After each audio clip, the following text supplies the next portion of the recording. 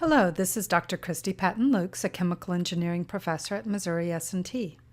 In this video lesson, we're going to continue looking at ways of finding roots of equations, and this time we'll be looking at the method of bisection. We are continuing to look at the Pang-Robinson equation of state for chlorine, and we have a variety of conditions that we had picked that gave us some very different looking graphs when we were doing graphical techniques. But now we're going to take these and move to some more computationally appropriate techniques.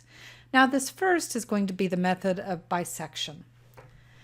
So bisection method basically, so let's look at the graph. If we graph the function and we have a point that was positive, so x sub p, and a point that gave a negative answer, x sub n, okay, so the value of the function, one is positive, one is negative, then once I have that, I know that 0 is trapped in between. And so a very simple, straightforward way of estimating the actual value where that 0 is by simply cutting that interval in half. And again, looking to determine whether the function is positive or negative. So in this case, as if you look at the picture, our midpoint gives a positive value for the function. And so I would want to pair it with the negative from my first two answers. And again, look at halving this interval, which gets me this one. In this particular case, the next time I evaluate at this new midpoint, I get a negative answer. So it will replace the negative endpoint.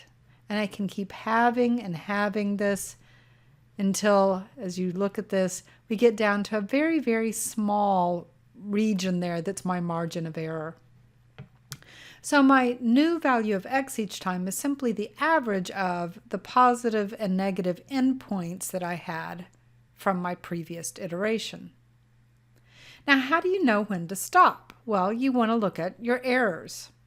So there's two ways. One is to look at the absolute error limit.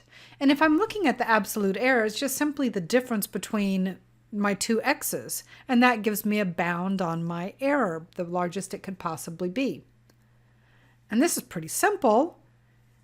But the difficulty here is I may have a function that is already very, very tiny. Maybe all of the values of the function were down very close to my limit that I had selected. Okay? If you think back to our graphs before, that last case I looked at would be a situation where all of my answers are going to be very, very close. I also, though, could have something where maybe all of my answers, a teeny tiny change in x, changing x by 1 times 10 to the minus 16th, made a value for the function that changed by millions. And that's going to look like I'm not very close, but it's just because the graph is very steep at that point. So a better way is to use relative error limits. And so we're going to look at this so it's scaled relative to the values of x that I'm considering. So normally when we talk about error limits, we are going to be discussing the relative error limits. So I'm going to take the difference between my old and new and divide by whatever my new answer is. And if that's less than my error limit, then I'll stop doing the computations. So now let's go and look at our Excel. So let me close that. And here we have the Excel. I've returned to the 520K and 150 bar example. And when we looked at this, we see that the answer is in the vicinity of between 0.6 and 0.7. And I can browse through here when I did these, and I see that where I had the switch from positive to negative is between 0.64 and 0.65. So I've copied those up here, and let's just now look at what the bisection method tells me to do. Okay? And I'm also going to, as long as we're doing this, let me calculate the relative error as I go through and do this. So I'm going to these are my two values for z, and I want to calculate a new z value. So the new z value is simply going to be the sum of the two previous, and then divide that by 2, or I'll be taking the average. And I can use this. I can just copy the function to get my next value. And so I see now that one of these is positive and one of these is negative. Okay, so I'll be working with the positive endpoint from the original pair, using it now with the next one. Now I can calculate what my error is here. Maybe this is already good enough. And so the way I calculate the error, remember we're doing absolute value, okay? It is the absolute value of the difference between my new minus my old, and it doesn't matter which one of those you use, either of my two endpoints, divided by my new, and close my absolute value. And so I see that my relative error is 0.008, okay? Which, you know, how many do you want? Let's say we want to go out to 0.00001, okay? 5 decimals. All right, so I'm now going to work with this pair. Now I can take these two, well,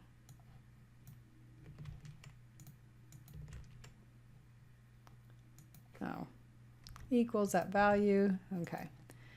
And then I can copy this down here, and what I see is I get a negative, and my error is cut in half, kind of as I would expect, bisection. I'm cutting it in half each time. Okay, so I'm still negative, so this time I want to use this one and this one. So I want to use these two.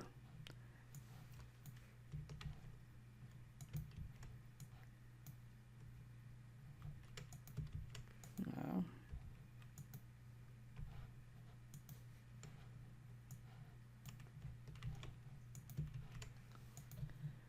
Okay, and we've gotten smaller again. This time it's positive, so I want to use these two, meaning I'll eliminate that top one. And so each time I'm having to determine, do I want to use the top or the bottom of my pair? And I just keep going through and doing this until I get this relative error small enough. And this is going to take a few more times of doing this. It's effective. It's not overly quick. Let me tell you something that Excel has built in. It has goal seek. Okay, so goal seek, what it will do for me, I'm just going to copy that in there with one of my close recent guesses. Okay, in this particular case, I'm just going to simply put in an estimate, okay, for z and the f of z. And what I want to do is I'm going to come up here to Data, What If Analysis, Goal Seek. And I want to set cell N16 to a value of 0 by changing my guess for z.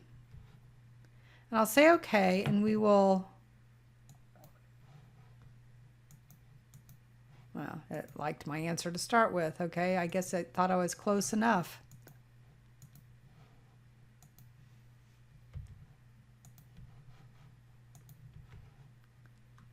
Okay, so yeah, it thinks that's good enough. Okay, we're not going to be happy with that, but it was.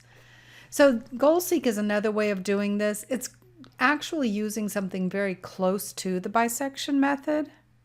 Okay, but it does it automatically without all this painful back and forth. Okay, what we're going to see is that there are some other techniques that will do similar but faster convergence, and we're going to look at that next using Excel. We will also be looking at how we could automate the bisection method using Visual Basic programming.